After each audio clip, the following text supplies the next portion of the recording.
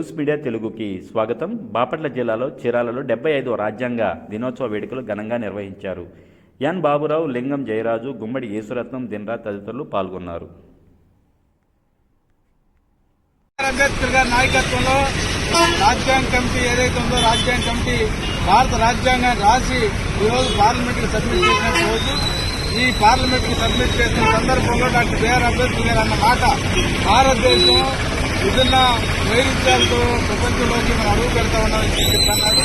అయితే భారతదేశంలో విభిన్న వైవిధ్యాలు, విభిన్న కులాలు, విభిన్న సంస్కృతులు, విభిన్న జాతులు, విభిన్న మతాలు వీటన్నింటినీ కలిపి ఒక ఐక్యంగా కలిసి ఉంచేదానికి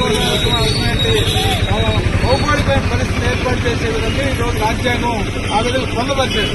అయితే ఈరోజు ఆ రాజ్యాంగాన్ని తీసుకొచ్చే విధంగా ఈరోజు దేశంలో పరిపాలన చేస్తున్న బీజేపీ, ఆర్ఎస్ఎస్ నాయకత్వంలో ఈ రాజ్యాంగ మూల సూత్రం ఏదైతే ఉందో, అందరూ కలిసి సూత్రం ఏదైతే ఉందో దీన్ని విచ్ఛిన్నం చేసే జనాల మొత్తం కూడా జిల్లా చదువు చేసే విధంగా ప్రజల మధ్య భిన్న వైవిధ్యాన్ని రెచ్చగొడతా ఆ విధంగా రాజకీయాలు చేసిన పరిస్థితులను చూస్తున్నాం. ప్రజాస్వామ్య విలువలు మొత్తాన్ని కూడా గాలరాష్ట్ర పరిస్థితుంది.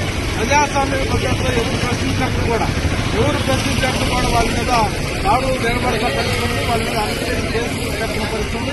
అందుకని ప్రజాస్వామ్యం ఈరోజు ప్రమాదంలో పరిగణించుకునే పరిస్థితుంది. అదేవిధంగా గత ఎన్నికల సందర్భంలో మనం చూసాం, ఈ బీజేపీ దేశంలో సంపూర్ణమైన మెజారిటీ అధికారంలోకి వస్తే ఈ రాజ్యాంగాన్ని పూర్తిగా మార్పు చేస్తామని చెప్పేసి వాగ్దానం చేసిన పరిస్థితి. అందుకని ఈ రాజ్యాంగం పట్ల విలువ లేనటువంటి, నమ్మకం లేనటువంటి దేశంలో పరిపాలన చేస్తున్న క్రమంలో ఈరోజు రాజ్యాంగానికి ప్రమాదం ఏర్పడింది. కాబట్టి ఈరోజు 56వ రాజ్యాంగ దినోత్సవం సందర్భంగా ఈరోజు మనం ప్రతిజ్ఞ పొందాల్సిన సందర్భం, ఈ రాజ్యాంగ విలువల్ని, రాజ్యాంగాన్ని పరిరక్షించుకోవాల్సిన అవసరం అని చెప్పేసి ఈ సందర్భంగా తెలియజేస్తూ నాకు అవకాశం లేదు. రాజ్యాంగ పరిషత్తుకి సబ్సిడీ చేసిన రోజు ఒక ముఖ్యమైన రోజు. రాజ్యాంగ విలువలతో కూడినటువంటి సమానత్వము, ఇవన్నీ కూడా మానవత్వంతో కూడినటువంటి రాజ్యాంగాన్ని డాక్టర్ బాబాసాహెబ్ అంబేద్కర్ రాజ్యాంగ పరిషత్తుకి సబ్సిడీ చేయడం జరిగింది.